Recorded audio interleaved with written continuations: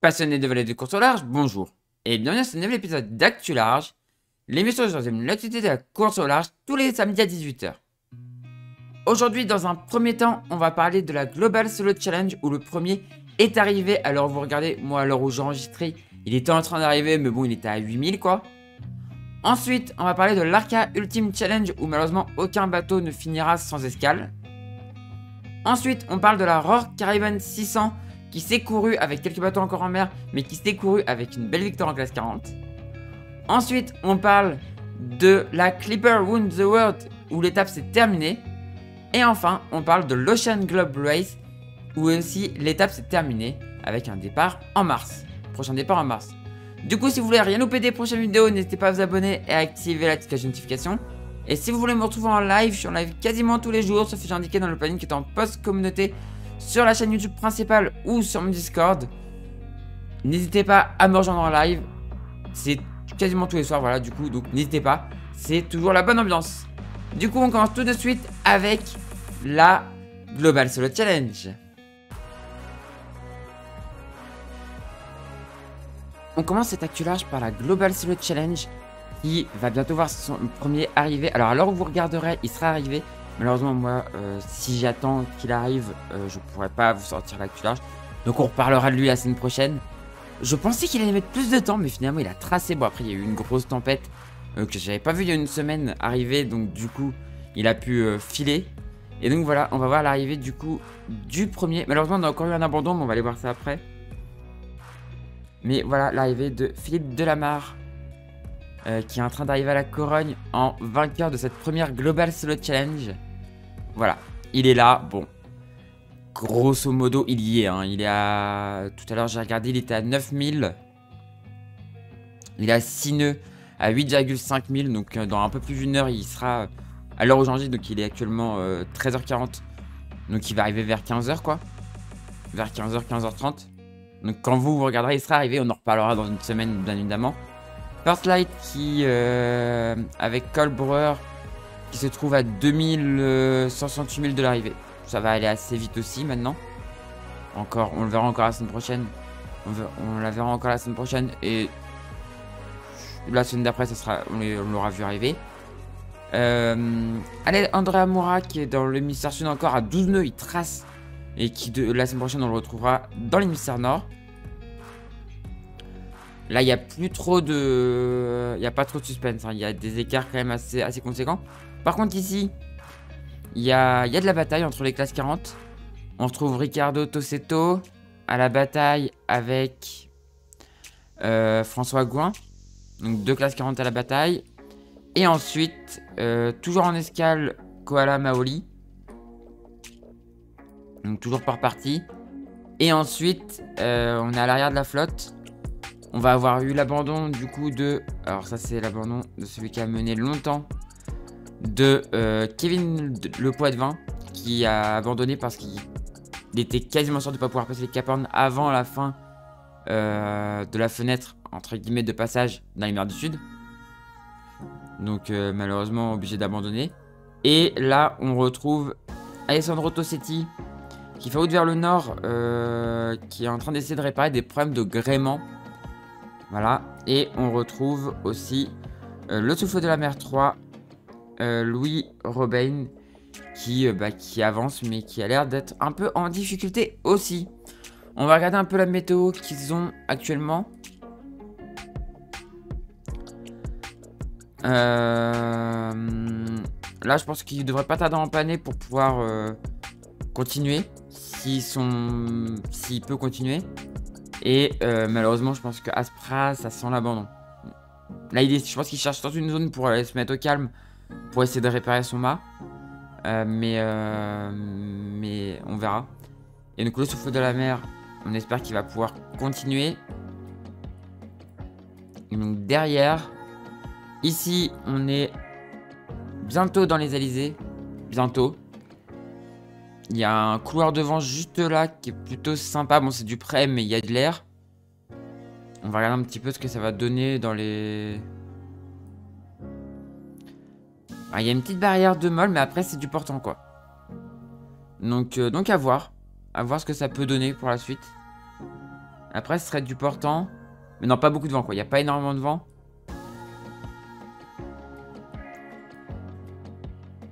Et après, ça s'ouvre. Le 26 février, ça s'ouvre. Ça serait du portant. Et après, par contre, il n'y a plus d'alizé, quoi. Cette zone de molle géante, là, c'est un truc de fou. Ils vont avoir du mal, hein. Ça va être long pour eux. Ah, ça va être un enfer. Je pense que l'idée, ça va être d'aller chercher là, hein, par là. Hein. Faut aller par là, faut aller par là. Faut essayer de contourner cette grosse zone de molle, là, le 28 février. Dans tous les cas, ouais, non, il y a de la molle un peu partout. Là, ça va être compliqué. Ça va être très compliqué. On va falloir se faufiler, en fait, entre les zones de molle, quoi. Mais dans tous les cas, ils se feront prendre à un moment donné. Si on regarde André Amoura, lui, il va falloir qu'il trace aussi pour pas se faire avoir. On voit 27 février. Là, il y a la route qui se barre le 27 février. Il faudrait qu'il ait réussi à aller là, même si ça m'étonnerait un peu, on verra. Après, l'avantage, c'est que les grosses zones de molle qu'il y a dans le sud, il sera pas concerné, quoi. Mais ça va pas être violent. Ça va pas être violent. Même le passage du poteau noir, ça risque d'être un peu long. Et on va regarder, du coup, pour Colbrouwer.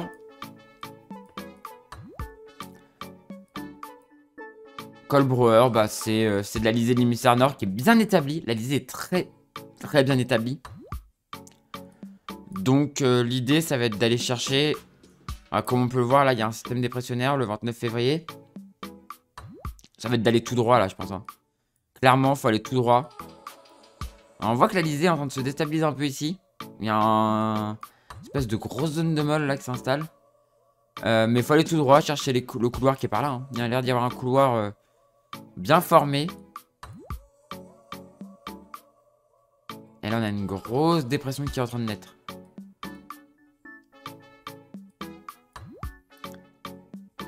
Il y a un beau couloir ouvert pour Colbrouwer, donc ça c'est cool. Par contre celle-là elle est violente, elle a l'air méchante celle-là. Il y a un beau couloir qui peut l'emmener vers la Corogne. Attention par contre à pas se faire dépasser par ça quoi. Mais en tout cas ça va être encore intéressant de suivre ces courageux skippers sur cette Global Solo Challenge. Et bien évidemment on fêtera la victoire de Philippe Delamarre dans une semaine dans Actu Large.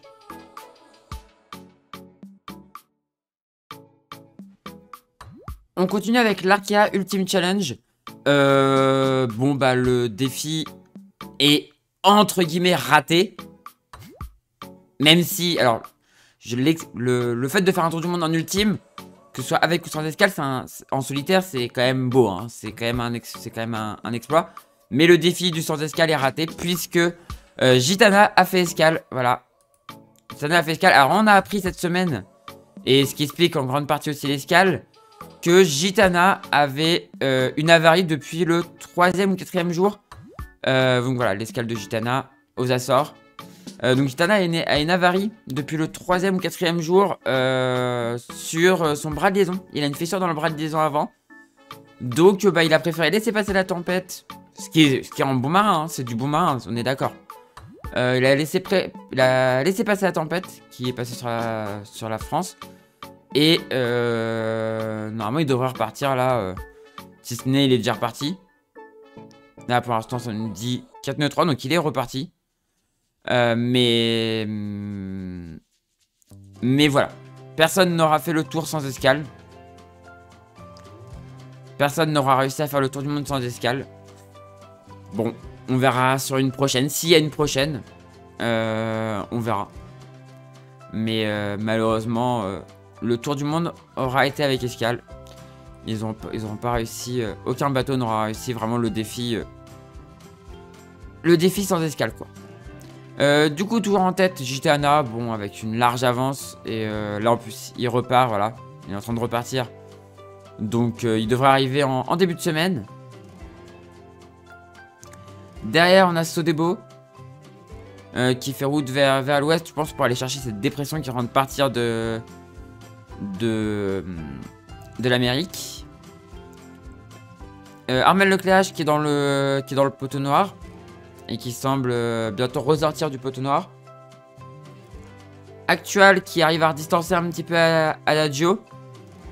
qui a du vent portant pour l'instant, donc ça va être pas mal, mais il va être dans la même situation que les bateaux de la Global Solo Challenge, c'est-à-dire qu'il va y avoir de la molle. Et Adagio, bah pareil, mais lui un peu plus distancé, qui doit faire attention de ne pas se faire attraper par la molle. On va regarder un petit peu sur les heures suivantes. Alors comme d'habitude, la carto c'est pas terrible. Hop, je vous remets le vent. Voilà, on va commencer du coup par le bas. La météo, donc du portant toujours pour les deux derniers. Mais il va pas falloir traîner, comme on peut le voir, hein. Si Adagio traîne et il se retrouve dans la molle, après il pourrait arriver à être là, je pense. Mais il va vraiment pas falloir qu'il traîne. Actuel risque de prendre encore plus d'avance, puisqu'il va pouvoir rester lui dans du vent plutôt bien orienté.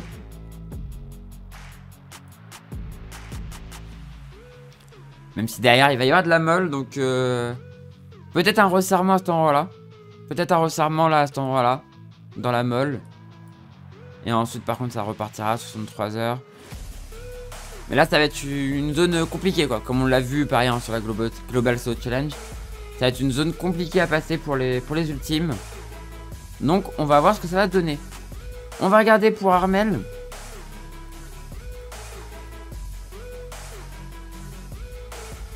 Armel semble sortir petit à petit du poteau noir. Et donc, après, je pense que la trajectoire va être à peu près la même que Sodebo. Donc peut-être un peu moins ouest, on verra. Parce que lui il pourra peut-être aller choper une dépression un peu plus dans l'est.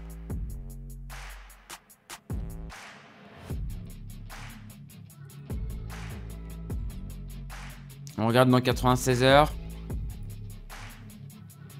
Ouais non, je pense que ce sera la même trajectoire que Sodebo. Puisqu'après ce sera plutôt ces dépressions là pour Armel. On regarde pour Sodebo. Sodebo, bah on avait vu que ça serait cette dépression là. Parce que je pense que celle-là, ça va être compliqué si on regarde un petit peu. Ouais, ça sera la dépression de. Ça sera cette dépression là, je pense qu'il va l'intéresser.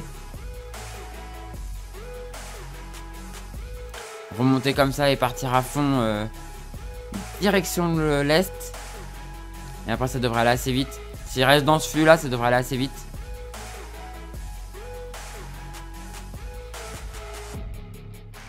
S'il reste dans ce flux là, ça devrait aller assez vite. Et ouais, ça va tracer vers l'arrivée après. Je pense que dans une semaine, on pourrait le voir arriver. Il lui reste 2600, 24 000. Ouais, peut-être. Ouais, on verra. Et donc, pour Gitana, Charles Caudrelier, qui a quand même fait une très belle course. Juste vraiment dommage qu'il y ait vraiment d'escale, mais bon, c'est du bon marin, il avait de l'avance, il a pris une bonne décision. En fait, techniquement, il a pris une bonne décision, vu que c'est autorisé. Vu que c'est autorisé, il a pris une bonne décision. Après, de toute façon, si ça n'avait pas été autorisé, il y aurait eu 0 bateau à l'arrivée. Mais voilà, c'est juste dommage qu'il y ait eu personne qui a réussi à le faire, quoi. Personne n'a vraiment réussi le défi sans escale, quoi. Et donc, bon, on voit que ouais, les conditions, 20-25 nœuds de vent, ça devrait aller. Ça va peut-être être un peu agité, mais ça va être plus calme quand même que s'il avait continué... avec la dépression qu'il y avait avant, quoi. Avec la tempête. Ouais, on voit quand même que dans 33 heures, il y a quand même 35 nœuds de vent annoncés sur la Bretagne. Ouais, il est reparti, mais ça va quand même être costaud l'arrivée. Hein. Ça va quand même être rock'n'roll, je pense. 48 heures. Ouais, ça va quand même être rock'n'roll l'arrivée. Donc à voir. À voir. Va falloir qu'il fasse attention quand même à son bateau. Et bien évidemment, on verra comment s'est passée cette arrivée dans une semaine dans Actu Large. La suite de cette Actu Large, c'est la Rock Caribbean 600 qui s'est courue du coup dans l'arc antillais. On va voir ce qui s'est passé. Bon, le départ, voilà, bientôt le départ. Voilà, le départ de la course. Alors c'est un grand slalom. Donc avec des trimarans, des monocoques, des classes 40. D'ailleurs des classes 40 qui sont restés dans le coin après après la Tornade Jack Vabre. Bon, une belle avance pour le premier multicoque. Hein. Belle avance pour le premier multicoque, même si ça tamponne un peu sous la Guadeloupe. Mais ça, c'est normal. Hein. C'est comme l'arrivée de la route du rhum. C'est toujours comme ça. Hop, et le dernier petit triangle. Voilà, et l'arrivée. Et voilà, le vainqueur.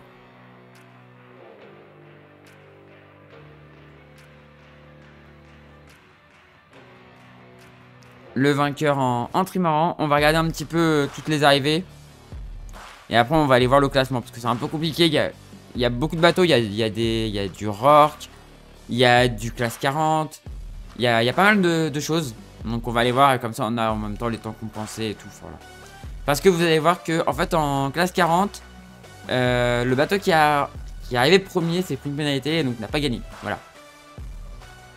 Et a laissé sa place à un bateau qui a mené longtemps et qui a un très bon skipper à bord. C'est pas du tout Monsieur Chauvin qui vient de dire ça. Vous allez voir, vous allez voir, vous allez voir. On regarde du coup l'arrivée. Ceux qui sont encore qui arrivent et ceux qui sont pas encore arrivés, parce que tout le monde n'est pas encore arrivé. Comme vous allez pouvoir le voir. Donc on regardera dans une semaine pour voir les derniers arrivés. Voilà la situation actuelle. Il reste 4 bateaux encore en course. En dernier, on a Argonaut. Ensuite, là, on a Escapade. Duffy. Et là, on a Envolé. Alors, les noms ont été traduits, mais voilà. On regarde, du coup, le classement. Donc, en IRC, c'est Léopard 3 qui l'emporte devant Kourou et Magicien. Donc, le premier a mis... Le premier, c'était un phare 100. Ensuite, un CF 520 et un bottin TP52. TP52 sur une course longue comme ça. Et c'est Charlie Enright d'ailleurs qui était à la barre. Une course comme ça en TP52. Oh, faut le vouloir. Hein. Faut le voir parce que les TP52, voilà quoi. Si on regarde du coup les temps d'arrivée. Voilà. Écoulé 2 jours, 1 heure, 23 minutes et 25 secondes. Corrigé 3 jours, 15 heures, 28 minutes, 13 secondes. Et si on regarde donc le deuxième 3 jours, 17 heures, donc il y a quand même un bel écart. Et là par contre pas grand chose. Hein. 3 jours, 17 heures, 29 minutes, 48. Et ouais, on voit qu'ils ont réussi à sauver leur rating de pas grand chose. Donc pour ceux qui savent pas ce que c'est le rating, en fait c'est le temps hein, qu'on rajoute à un bateau. Si en fait dans ces catégories là, si un bateau va plus vite qu'un autre, on lui rajoute du temps à sa course pour essayer d'avoir un équilibre quoi. Pour essayer de partir sur un pied d'à peu près d'égalité. Donc bah là on voit des bateaux qui ont abandonné. Et donc le dernier bateau qui est arrivé, qui va arriver, c'est Argonaut comme on a pu le voir. Donc qui n'est pas encore arrivé, donc il y a quand même de l'écart quoi, il y a des gros écarts quoi. Et là le dernier bateau qui a fini est arrivé, c'est un Grand Soleil. Et il est arrivé en 4 jours, 19 heures, 44 minutes et 48 secondes. Donc vous voyez les écarts quoi. Vous voyez les écarts. Bon après il y a des sous-catégories. En IRC Super 0, c'est Léopard 3 qui l'emporte devant Aragon et Esprit Malou X. En 2, Kourou devant Magicien et Daguette 3.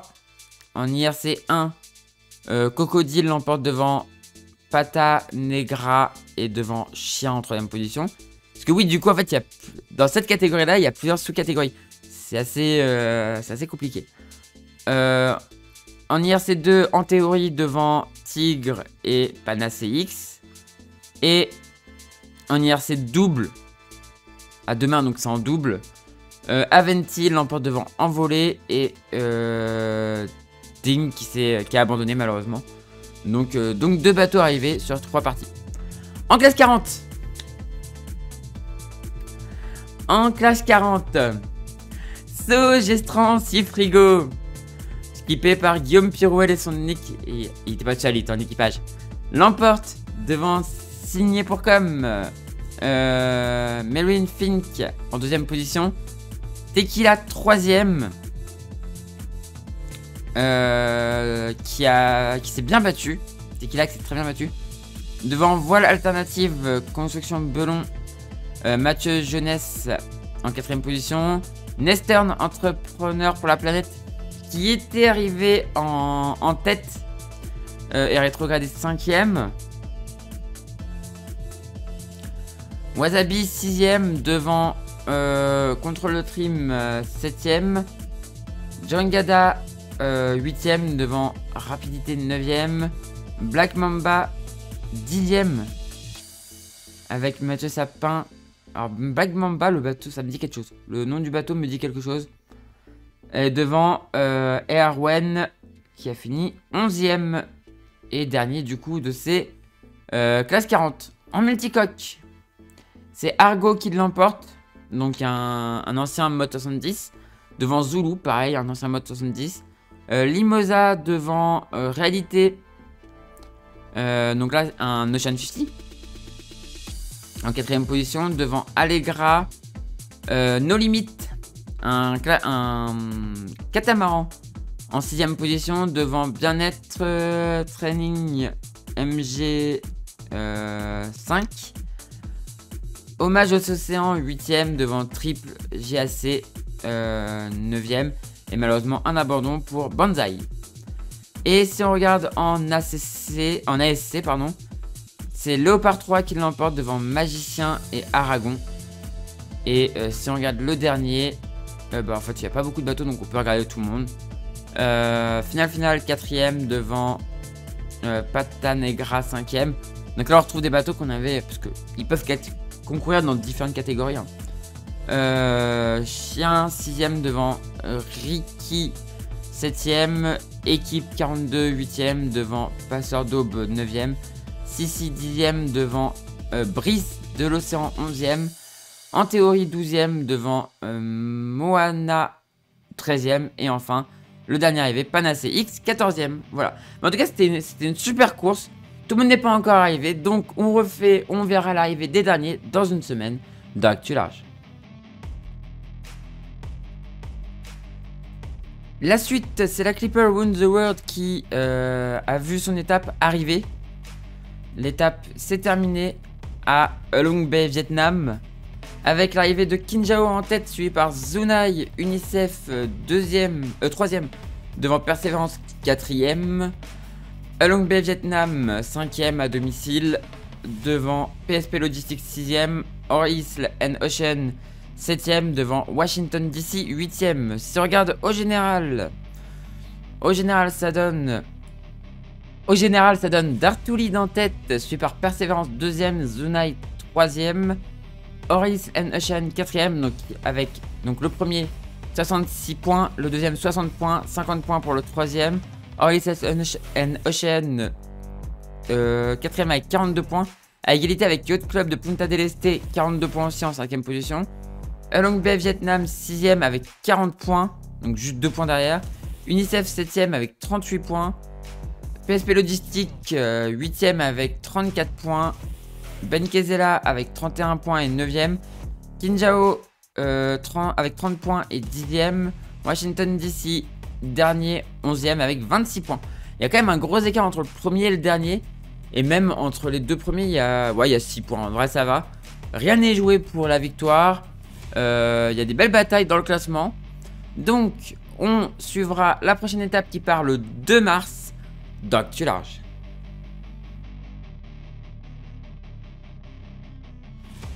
Et on finit cette Actu Large du coup par l'Ocean Globe Race, dont l'étape s'est terminée. Et on va voir ce qui s'est passé pour l'arrivée des derniers. Alors on a une arrivée assez serrée entre les deux là. On va regarder un petit peu au coude à coude entre Evrika et White Shadow.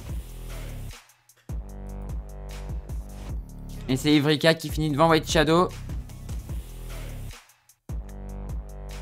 Et donc l'arrivée des deux derniers.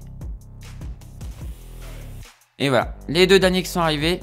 Alors on a Translate 9 qui est reparti pour essayer d'arriver avant la date de redépart. Il a encore du temps, il a encore 10 jours. Puisque le prochain départ c'est le 5 mars.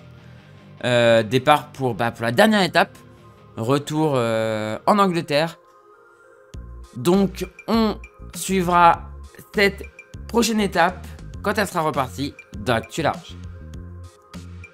Voilà, c'est la fin de cette vidéo. Comme d'habitude, petit appel au sponsor. Si vous connaissez quelqu'un qui connaît quelqu'un, vous êtes vous-même chef d'entreprise, n'hésitez pas à aider les skippers en recherche de budget, c'est super important.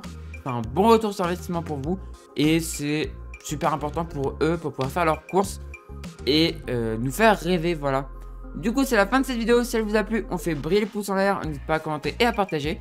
Et si vous êtes toujours pas abonné à la chaîne, n'hésitez pas à vous abonner pour ne rater des prochaines vidéos.